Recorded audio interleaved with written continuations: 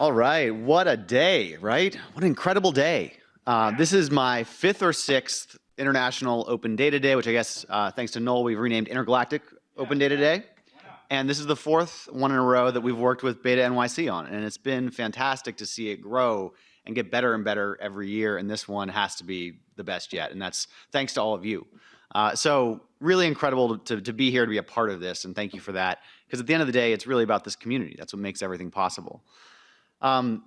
Obviously, I have to thank BetaNYC. That's Noel, it's Emily, but it's also all the volunteers, all the people who plug in and make this happen, because they do a lot of work and they deserve our thanks.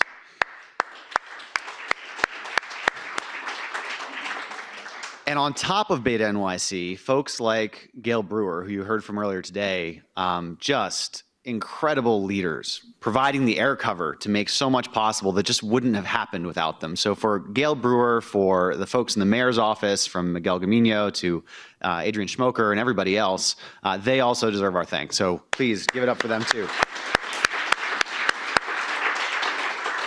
So I've been here in New York for about 4 years. I joined Microsoft when I left the White House, and I joined Microsoft, really, trust me, it wasn't part of my plan. I thought I was gonna do a startup. I was like, I don't wanna be in some big bureaucratic place, but I joined this little tiny startup called Microsoft because they really got it. They said, you know, we've got a new CEO coming in, a lot's gonna change at our company, but the world's changing too, and we need to keep up with it. And there are a couple of things that are happening, a couple of trends that led to us making this team we call Microsoft Cities, and we're based here in New York. And those two trends are, one, urbanization. So more than half of humanity now lives in cities. It's the first time it's ever been the case. In our lifetimes, that's projected to be over 70% of humanity living in cities. So urban problems and challenges are human problems and challenges, and we need to look at it that way. The other thing that was happening, the other trend that people realized was happening, was the nature of power was changing. Power was becoming more distributed in a large part because of the success of information technology. So all of us, all of you having access to these incredible tools means that an individual person or a small group of people, when they put their mind to something, can create change. They don't need a large institution. They don't need millions of dollars. Now, those things still help, let's be honest. Large institution, millions of dollars, that helps. But individuals can do so much today. And so we needed to be present in communities like New York City to help these communities solve the hard problems using technology. Because at the end of the day, we're gonna get the best solutions when we work together. I think that's what everybody here understands, everyone agrees on, and that's what we need to do. We need to take that mindset and make it happen. And so there are a few examples of things that we've done to make that happen. One is BoardStat, which you heard about earlier today. It's being led by BetaNYC and Gail Brewer and her team. Emily Goldman did an incredible job teaching a session on getting people accustomed to BoardStat for the first time. And it's helping communities understand that hyper-local data and make it actionable. So take it out of the rooms where it's only the technologists and make it accessible to more people. When we talk about accessibility, we also talk about translation, think about translation and accessibility for government services. So we've been running pilots with the mayor's office around how government services can be more accessible to more people, because 49% of households in New York City speak a language other than English at home. So if something's only available in English, is it really accessible? That's not to mention people who have visual or auditory or cognitive disabilities. So there are all these tools that are available you might not even know about, PowerPoints, Word documents.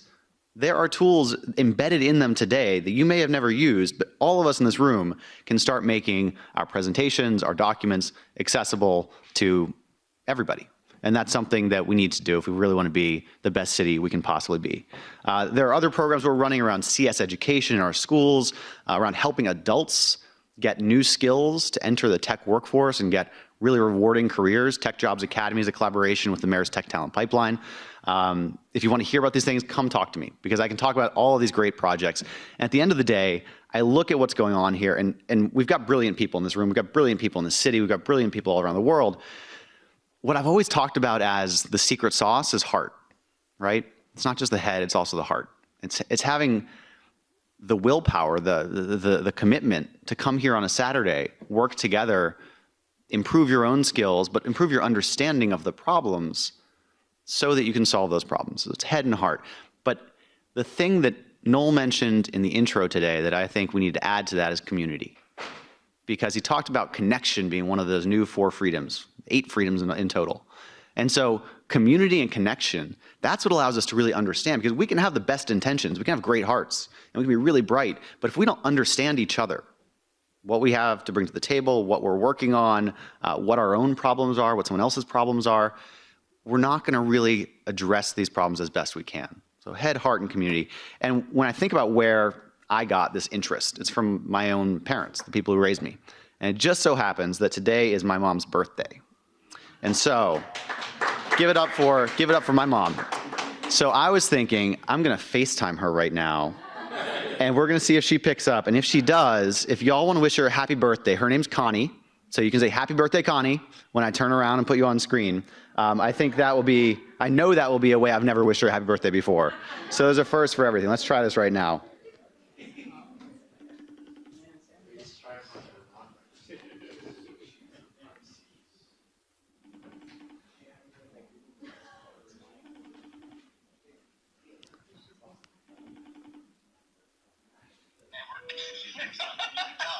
Hi, Mom.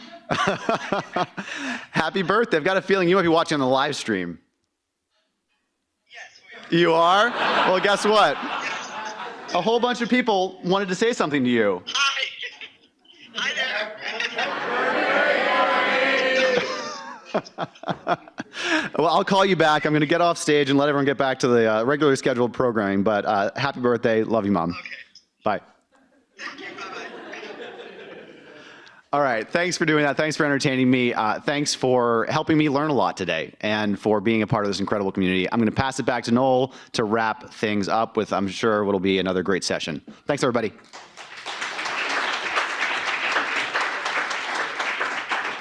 Madness. This has been a really fantastic day, and I just want to say thank you again, John, for making sure that our little hackers could be here. We strive hard to make sure that we have childcare at all of our big major events. We had, I think, 8 kids in childcare today, so those are 8 parents that wouldn't have been able to come otherwise. So it makes a difference. So thank you.